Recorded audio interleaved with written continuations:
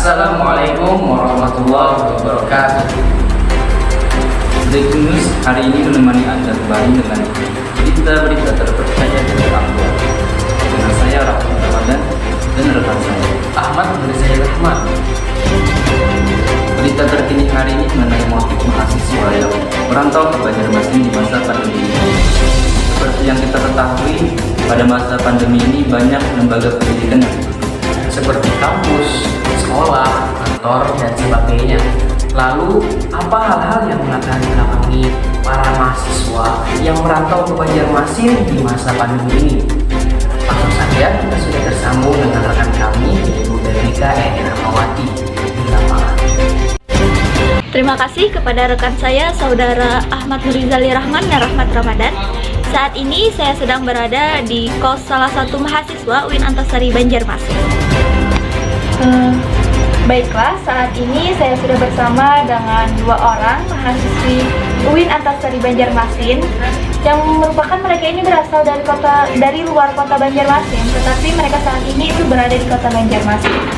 Oke, dengan siapa dan juga jurusan apa? Saya Abidah Mulisa dari jurusan Perbankan Syariah. Saya sendiri Melia Rumawati dari jurusan Akidah dan Filsafat Islam.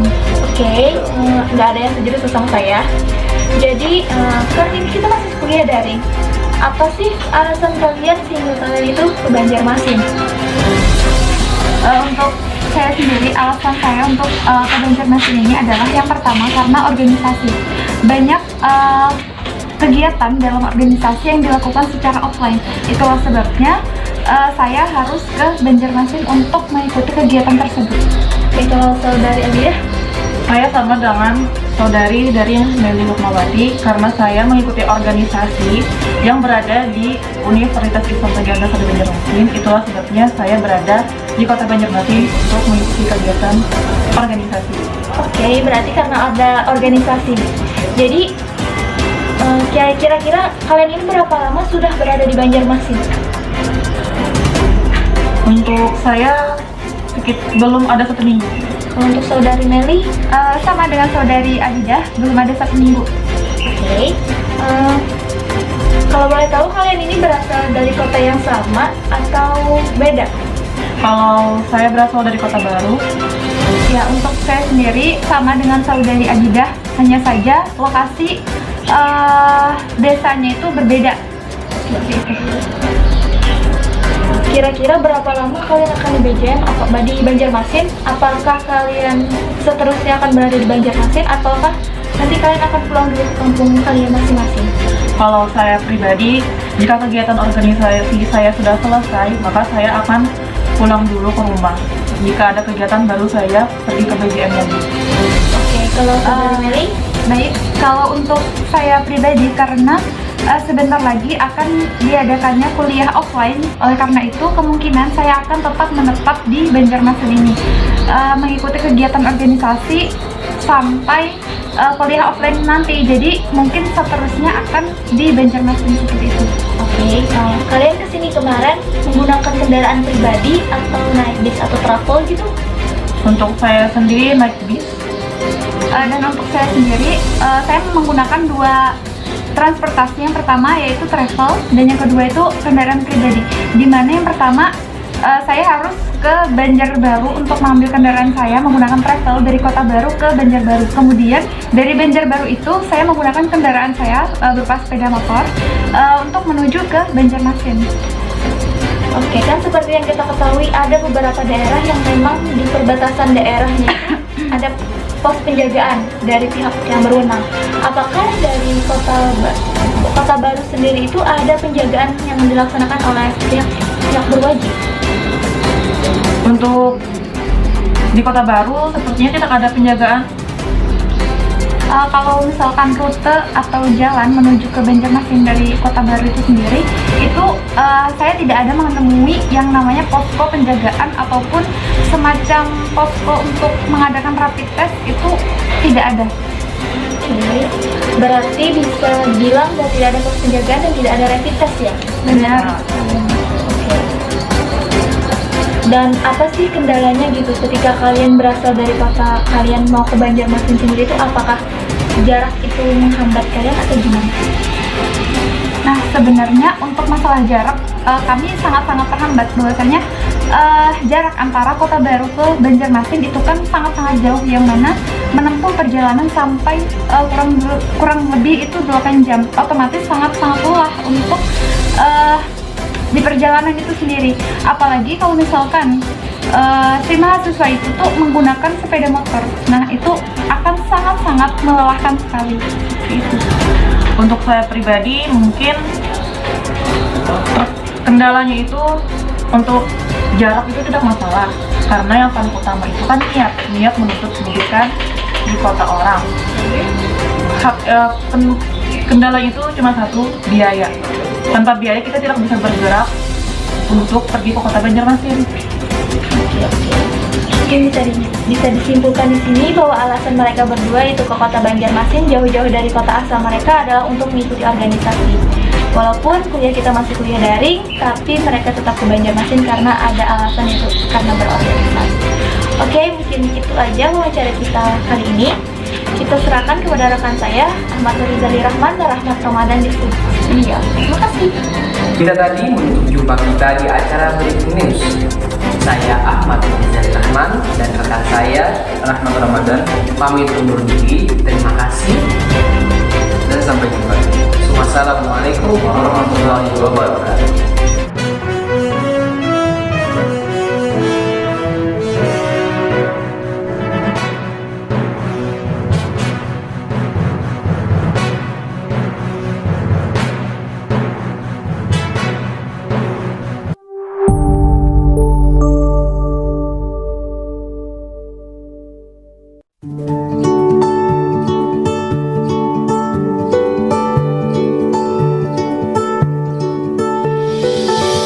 Banjarmasin merupakan kota metropolitan terbesar ke-9 di Indonesia yang terus berkembang pesat dengan kehidupan masyarakatnya yang kental dengan nuansa Islami.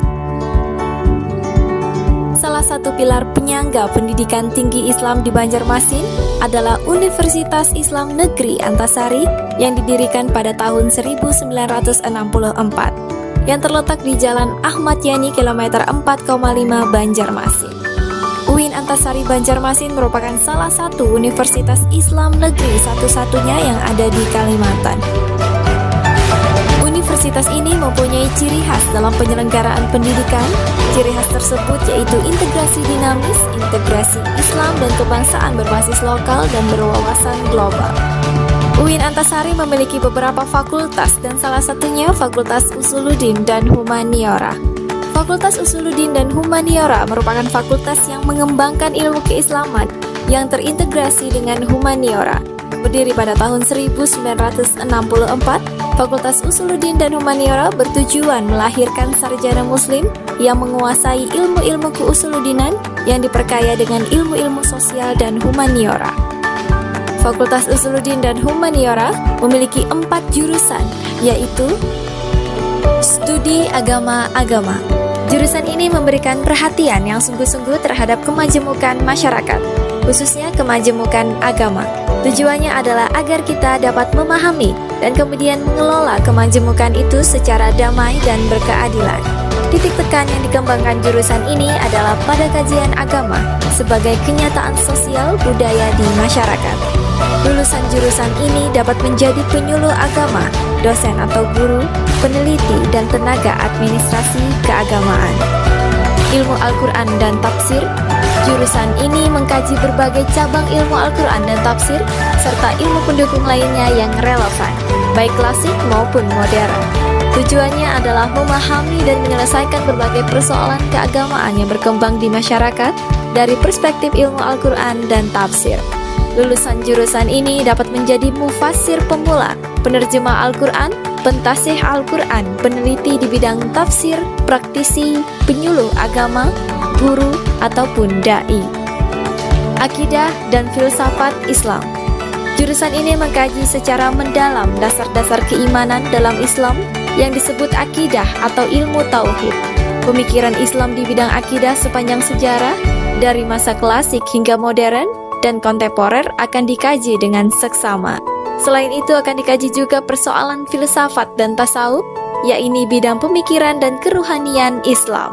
Alumni dari jurusan ini diharapkan menjadi penyuluh agama, dosen ataupun guru, dai, peneliti, dan tenaga administrasi keagamaan. Psikologi Islam, jurusan ini menawarkan kajian keilmuan mengenai masalah-masalah perilaku manusia dalam suatu perpaduan antara kajian psikologi modern dengan kajian-kajian keislaman. Tujuannya dapat menjadi sarjana yang memahami dan menyelesaikan permasalahan psikis dengan pendekatan psikologi dan keislaman. Sarjana dari jurusan ini dapat menjadi konselor, peneliti, trainer, tim rekrutmen, motivator keislaman, dan pendamping pemberdaya masyarakat.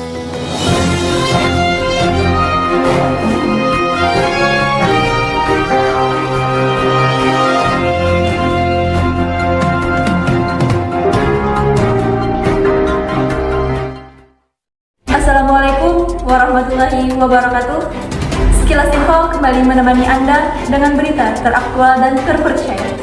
Bersama saya Febrika Eri Rahmawati. Berita kita hari ini adalah problematika mahasiswa dalam melaksanakan perkuliahan secara daring. Seperti yang kita ketahui bahwa akhir-akhir ini kita dihadapi dengan masa pandemi COVID-19. Hal ini tentu saja berpengaruh kepada para mahasiswa. Hal itu membuat problematika terjadi di antara para mahasiswa yang melaksanakan perkuliahan secara daring, baik dalam proses belajar mengajar di dalam lingkup kampus secara yang bersifat internal maupun yang bersifat eksternal. Oleh sebab itu, kita sudah terhubung dengan rekan saya Ahmad Nurizali Rahman dan Rahmat Ramadan di lapangan. Baiklah pemirsa, saat ini kita sudah berada di salah satu pos mahasiswa UIN Antasari Banjarmasin yang terletak di Jalan Perdagangan di Komplek Anugerah Persada Permai. Langsung saja kita masuk ke dalam. Yuk. Baiklah, saat ini kita sudah berada di salah satu kos para mahasiswa UIN Antasari Banjarmasin dengan siapa dari mana? Perkenalkan, nama ulun Muhammad Ismail dari Muhatara. Kalau saya Ahmad Caplin dari Kampung. Kalau saya sendiri Kevin Santoso dari Hulu Sungai Selatan. Baik. Bagaimana menurut kalian kuliah online pada masa pandemi ini? Jadi menurut ulun lah, sayangnya punya kuliah online ini kita ya beradaptasi dengan teman tuh kurang. Pertemuan kan dalam kitab tarbiyah itu kan pengajaran tarbiyah itu syarat menuntut ilmu itu saling tatap menatap antara guru dan Berhadapan.